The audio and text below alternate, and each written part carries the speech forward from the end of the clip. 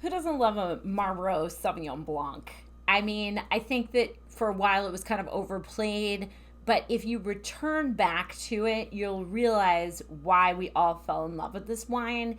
It is fantastic. And with a producer like Earthsong, which is sustainably focused and they try to really work with the earth, minimal intervention, which is why it's called Earthsong, you're really going to get the most out of a New Zealand Sauvignon Blanc, which is why we decided to put this one in the shipment. So New Zealand has, as I said in the intro, a shorter history. It's more consistent though, because in the 1980s, after a period of prohibition, I mean, they did start making wine there in the 1800s, but after a period of prohibition and then a beer culture, in the 80s, they really started in earnest. And what happened is that Cloudy Bay, which was part of a bigger company, made this wine, this Sauvignon Blanc. It hit the market. It was just a sensation. And it had all of these flavors that we've come to expect from Marlborough Sauvignon Blanc, the grapefruit and the citrus and a little bit of jalapeno almost, if you, that spiciness,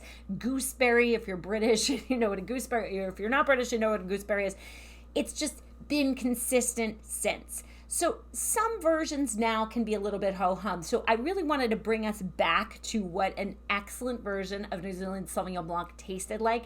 You're gonna put this in the fridge. You are going to really concentrate on the new, kind of rediscovering the idea of New Zealand Sauvignon Blanc. So let's take a look at this. This is sourced the Earthsong is sourced from a single vineyard. It's Dillon's Point. It's in the Wairau Valley. Now, this is a little bit warmer than the Awatiri Valley, which is really cool, but still right on the ocean.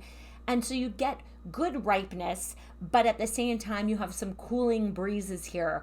And this is going to add a lot of depth to the wine. There's some, a saline factor here, similar to what I mentioned with Tasmania. So let's take a look at the wine. You are going to get very, very pale color because there's nothing done to this wine. A little bit of lees aging on the dead yeast cells to give it a softer body. Here, they just machine harvest it. They put it in the vat. They leave it on the lees for a little while. Nothing fancy. 2023 was a pretty cool year, so we should expect some pretty good purity, some good acidity here. Swirl it around the glass and take a sniff. Yeah, it's all the things that we expect from a New Zealand Sauvignon Blanc. The grapefruit, the melon, tropical fruit notes, a little bit of that jalapeno bite.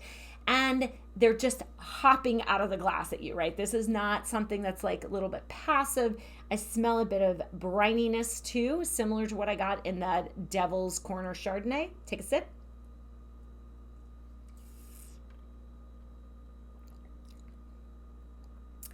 So this wine is different from a lot of New Zealand Sauvignon Blancs. It has this saltine cracker yeastiness to it that you don't get elsewhere. So yes, it's got some, and it has a little bit more floral flavor than some others, white flowers.